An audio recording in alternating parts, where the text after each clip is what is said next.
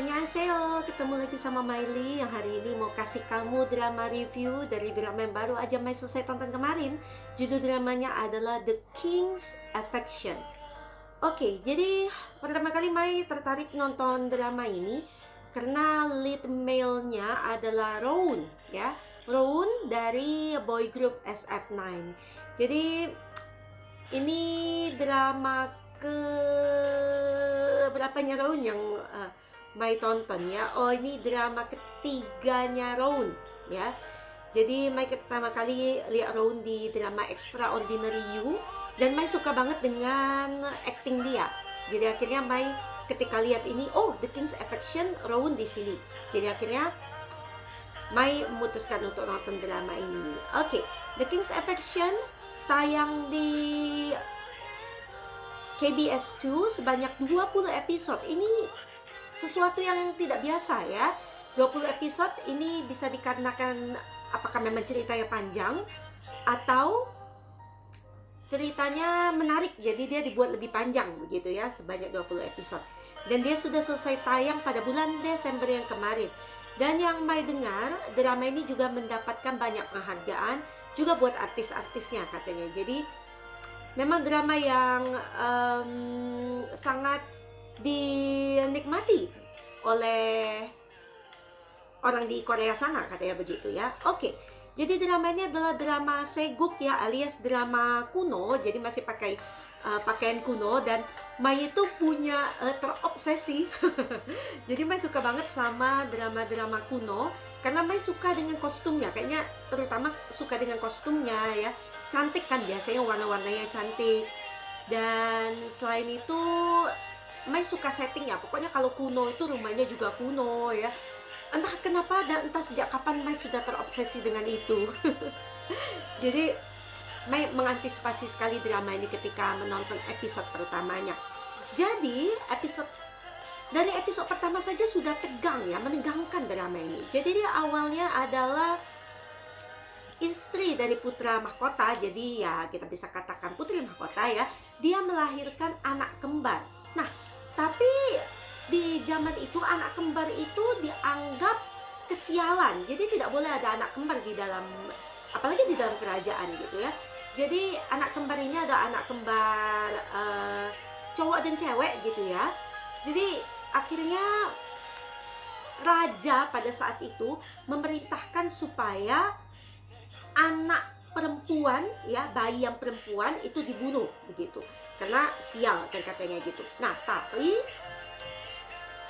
putri mahkota berusaha melindungi si bayi perempuannya dan akhirnya dia memutuskan untuk mengirimkan bayi perempuannya keluar dari istana. Tapi supaya tidak dicurigai bahwa dia itu dikirim, jadi si bayi perempuan ini sempat dianggap mati. Jadi oleh ilmu obatan pada saat itu ya, ada tabib di sana yang membantu si putri mahkota untuk melakukan akupuntur ya. Jadi pada saat itu ditusuklah belakang leher si bayi perempuan dan bayi perempuan itu berhenti bernafas untuk beberapa saat. Jadi si ayah dari putri mahkota ini pada saat itu adalah menteri, kalau Mai tidak salah itu menteri kanan, coba Mai cek ya.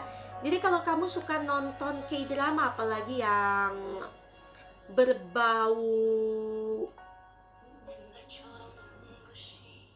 kerajaan seperti ini ya, kamu akan tahu bahwa biasanya raja itu punya dua perdana menteri, kita boleh bilang begitu ya, menteri kiri dan menteri kanan, benar kan? Nah, kalau tidak salah si ayah dari putri mahkota ini adalah menteri kanan pada saat itu. Jadi dia sangat haus kekuasaan ya.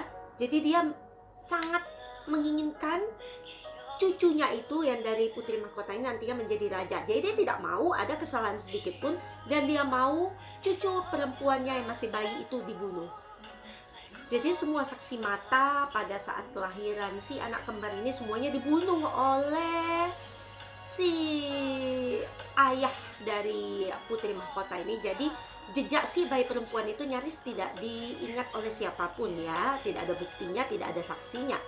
Nah, singkat cerita, bayi perempuan ini berhasil dibawa keluar, dan yang terjadi adalah takdir dari si bayi perempuan ini untuk kembali ke istana itu tidak berhenti sampai di situ. Jadi ketika dia berumur 12 tahun, si bayi perempuan ini akhirnya kembali ke istana sebagai seorang dayang, ya.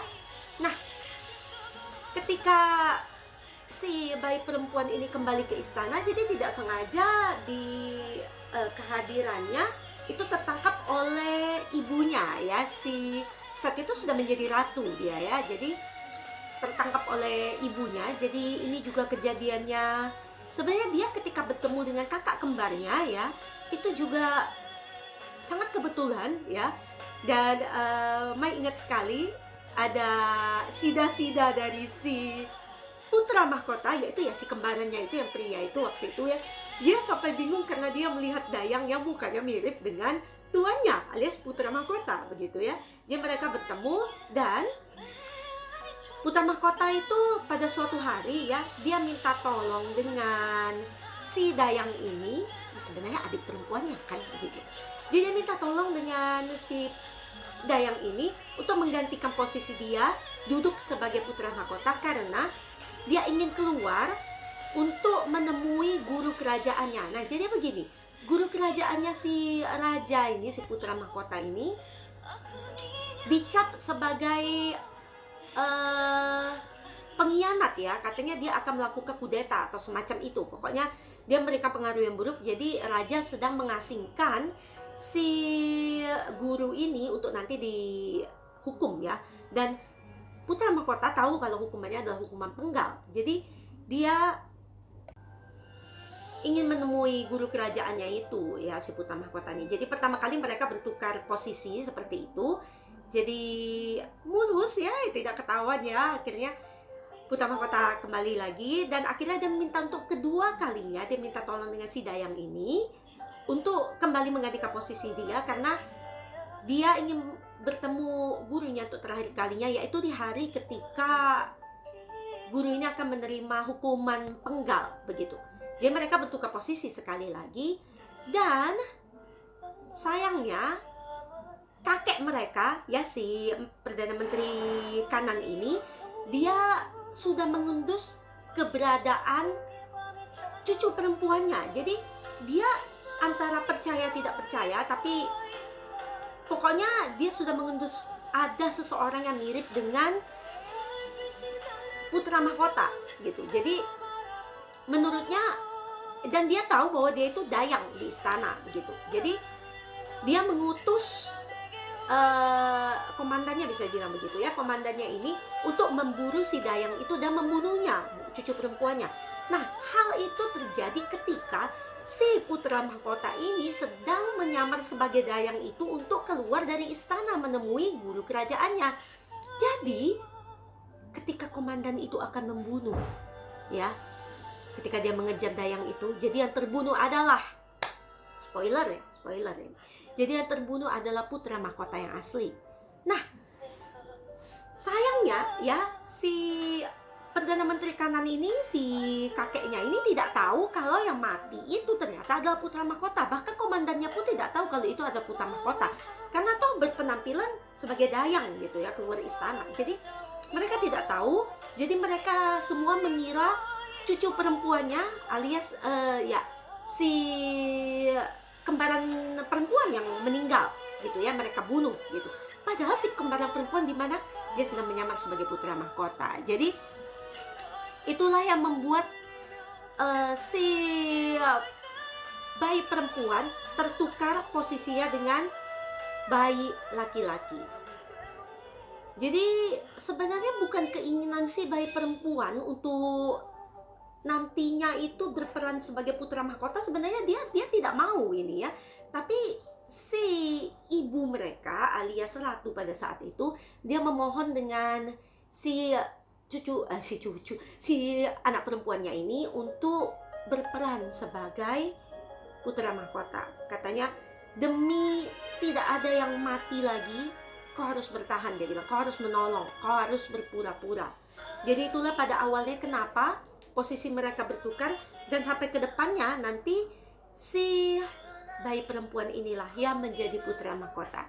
Jadi bayi perempuan ini ketika dewasa diperankan oleh, sebentar ya, diperankan oleh Park Eun Bin. Dan nanti Maya akan cerita sedikit juga ya tentang Park Eun Bin. Oke. Jadi seperti itulah akhirnya si putra mahkota ternyata adalah perempuan. Nah, tapi kita tinggalkan dulu ceritanya sampai di situ, nanti terlalu banyak spoilernya ya. Nah, ketika si ketika si bayi perempuan ini masih menjadi dayang pada awalnya, nah dia ketemulah dengan si Jung Ji Un ya. Jung Ji Un ini adalah anak dari komandan kakeknya si cucu perempuan, si Perdana Menteri kanan itu ya. Jadi ya, kamu tahu sendiri komandan itu adalah seseorang yang membunuh siapa? Putra mahkota yang asli gitu. Nah, ketemulah si dayang ini dengan anaknya dari komandan itu, namanya adalah Jung Ji Un. Jadi kisah cinta mereka terbentuk ketika mereka masih remaja ya, 12 tahun itu ya. Kisah cinta mereka terbentuk di situ. Dan Jung Ji Un itu sudah berapa kali kencan dengan Dami ya, si dayang ini namanya Dami pada saat itu. Jadi mereka sudah kencan dan mereka sudah janji untuk ketemu lagi pada saat satu perayaan.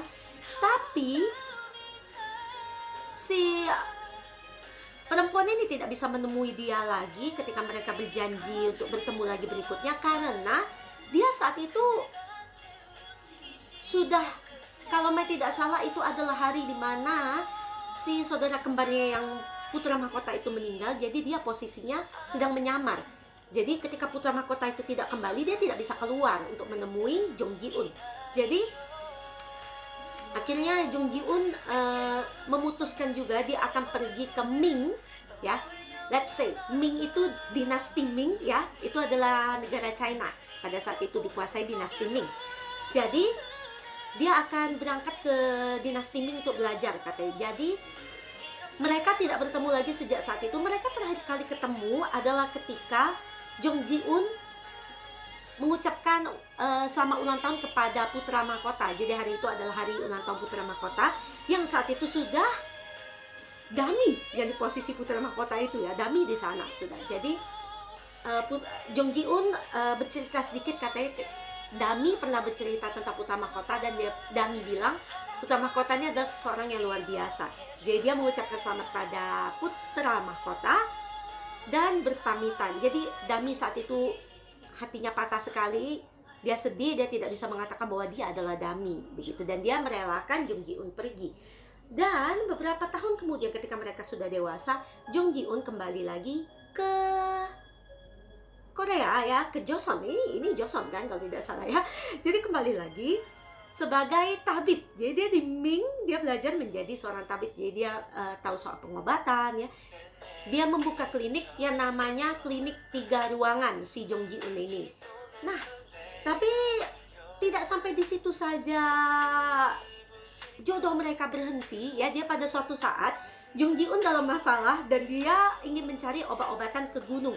Ketika saat itu gunung yang dia kunjungi untuk mencari obat itu, pada saat itu rombongan raja sedang berburu. Nah, bertemulah lagi dia dengan putra mahkota. Dan secara tidak sengaja juga ya, dasar memang sudah jodoh sepertinya ya. Jung Ji Un ini beberapa kali menolong putra mahkota dalam kesulitan-kesulitan yang dihadapinya. Jadi akhirnya Jung Ji Un juga karena terpaksa dan teman-teman dia di 3 ruangan itu disandera, dia akhirnya setuju dengan ayahnya untuk bekerja menjadi apa? Guru kerajaan dari putra mahkota. Jadi jodohnya panjang sekali ya. Oke, Mai cuman mau kasih kamu spoiler sampai di situ saja. Jadi itu adalah awal cerita dari The King's Affection. Jadi kedepannya gimana dong? Dia kan seorang wanita ya. Bagaimana dia bisa menutupi identitasnya yang sesungguhnya, dan siapa saja yang menolong dia, kesulitan-kesulitan macam apa yang datang kepadanya ya, dan ending seperti apa yang akan dihadapinya. Dia membohongi dia membohongi rakyat dan membohongi seluruh kerajaan dengan menutupi identitasnya begitu ya. Jadi ini bukan kesalahan yang bisa ditutupi hanya dengan masuk penjara kalau dia ketahuan ya. No ya. Jadi kamu pasti penasaran kan apa yang terjadi dalam kehidupan si bayi perempuan ini yang menyamar akhirnya menjadi putra mahkota. Kamu harus nonton The King's Affection ya. Mai jamin kamu nggak akan berkedip ketika nonton drama ini ya. Mai nggak pernah merasa ngantuk ketika nonton 20 episode ini karena ceritanya sangat menarik, sangat tegang ya, romansnya ada cukup ya. Tapi ini lebih ke konflik keluarga ya, dan juga banyak moral value yang bisa kita petik dari si putra mahkota ini yang akhirnya harus menyamar dan dia kehilangan jati dirinya ya. Selama bertahun-tahun dia harus menyamar dan dia berkata begini, aku tidak pernah hidup sesuai keinginanku. Kita bisa belajar banyak dari drama ini juga.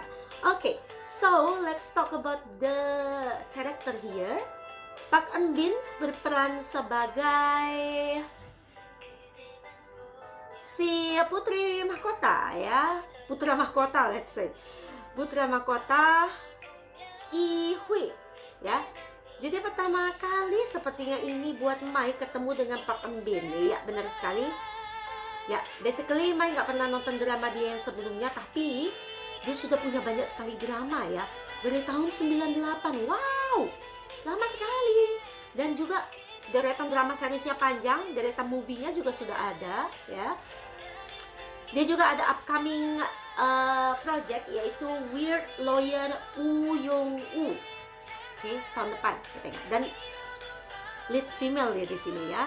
Oh, dari The King's Affection dia dapat 3 penghargaan. Dan sebelumnya kamu kalau nonton drama ini cukup populer juga. Do You Like Brahms? Dia mendapat 2 penghargaan di sana ya. Di The King's Affection dia mendapatkan Best Actress, Netizen Award, dan Best Couple Award. Jadi Mai kagum sekali dengan aktingnya Park Eun Bin ya. Jadi ketika dia berperan sebagai raja, suaranya itu sangat dalam ya.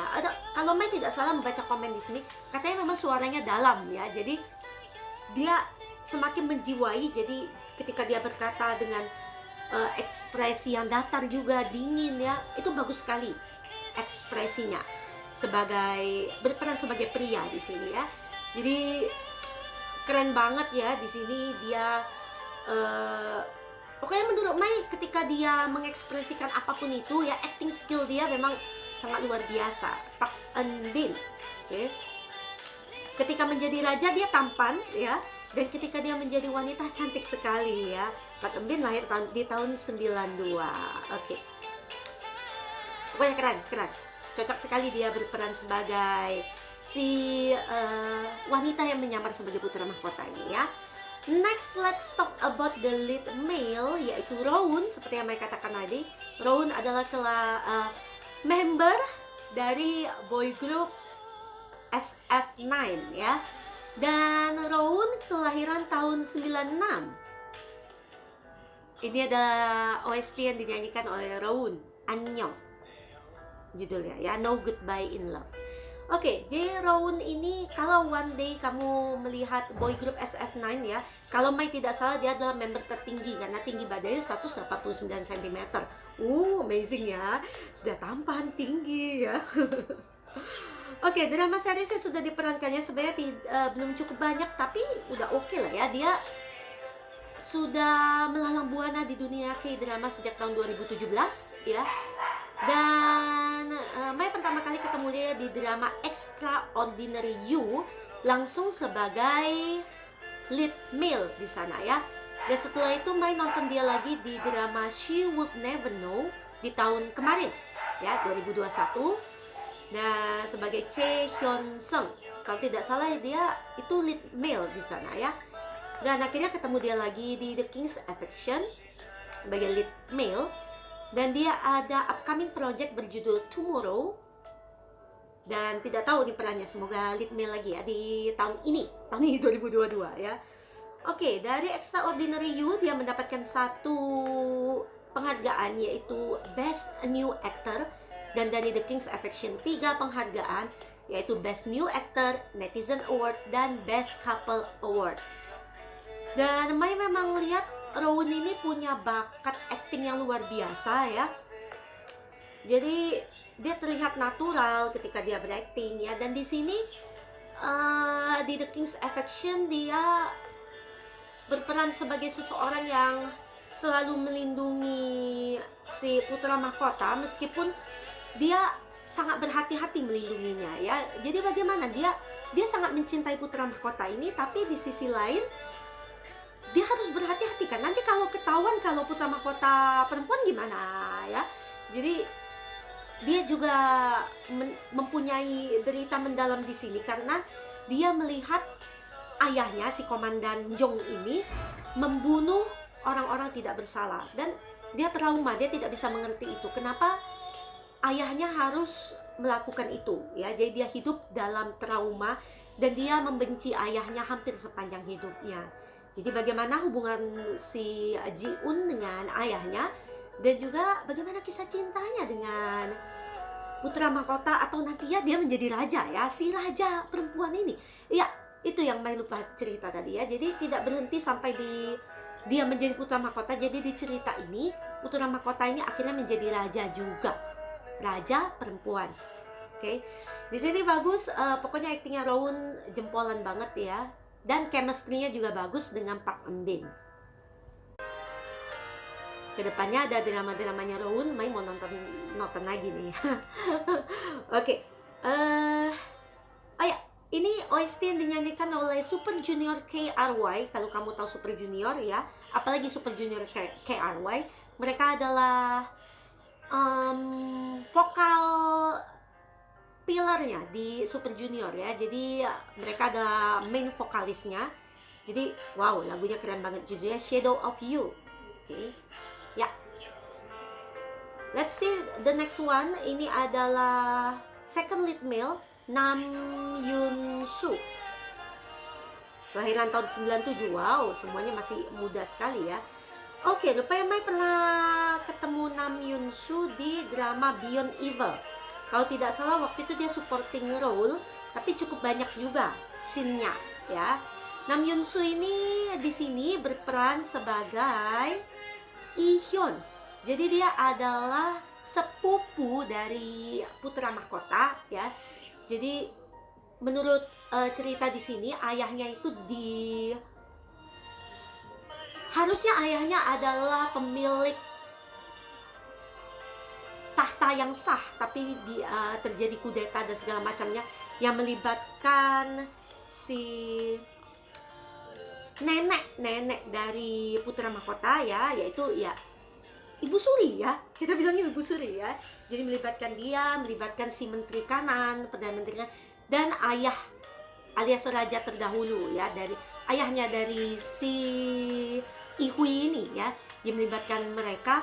Nah, anaknya salah satunya adalah Lee Hyun. Yang menarik di sini adalah kenyataan bahwa Lee Hyun sudah tahu identitas asli dari Ihui sebagai perempuan sejak mereka kira-kira masih remaja lah ya. Ya, sekitar tidak lama setelah si Dami mengambil peran Ihui begitu. Tapi sejak saat itu juga Lee Hyun yang jatuh cinta dengan Ihui, dia melindungi Ihui dengan berbagai cara ya. Pokoknya sampai ke episode terakhir pun dia masih melindungi Ihui ya, meskipun hatinya patah berkali-kali. Karena bagaimanapun mereka kan sepupu ya, tidak bisa juga bersatu. Tapi dia selalu melindungi Ihui. Keren banget dia di sini ya. Saya suka banget sama aktingnya, dan peran dia di sini juga ya, karakter dia juga bagus banget di sini. Jadi kamu bisa nangis karena sedih ya, karena dia tidak mendapatkan apa yang dia inginkan. Jadi sad boy, let's say. Next, satu lagi yang Mai mau nyampaikan, sebenarnya banyak banget ya tokoh-tokoh di sini, dan kalau Mai kayaknya cerita 1 jam gak habis-habis, nanti ngedit videonya 2 jam. Satu peran lagi yang Mai kaget dan kagum sekali ya, itu adalah perannya Choi Byung-chan di sini. Byung-chan adalah member dari boy group Victon, dan di sini dia berperan sebagai Kim Ga-eun. Dia adalah pengawal dari putra mahkota. Jadi pada suatu hari putra mahkota mendapat seorang pengawal ya, dan dia adalah si Ga-eun ini. Dan Mai suka banget dengan Ga-eun ya, dia tampan sekali. Jadi istilah zaman sekarangnya itu damage-nya itu besar ya. Jadi sepertinya dari at the first second Mai lihat dia di drama ini, Mai itu langsung deg-degan ya. Jadi sebenarnya damage-nya itu 90/100 buat Mai gitu ya. Dia ganteng banget, cocok banget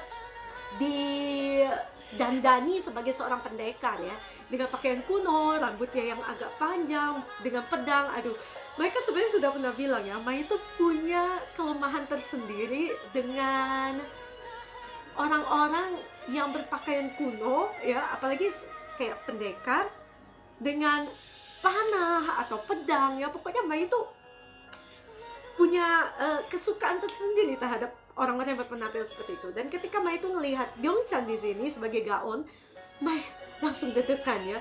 Jadi menurut Mai dia adalah salah satu flowernya di drama ini. Kalau kamu sudah lihat Rowoon ganteng, Yoon-soo ganteng ya, kamu juga harus lihat Byung-chan ya.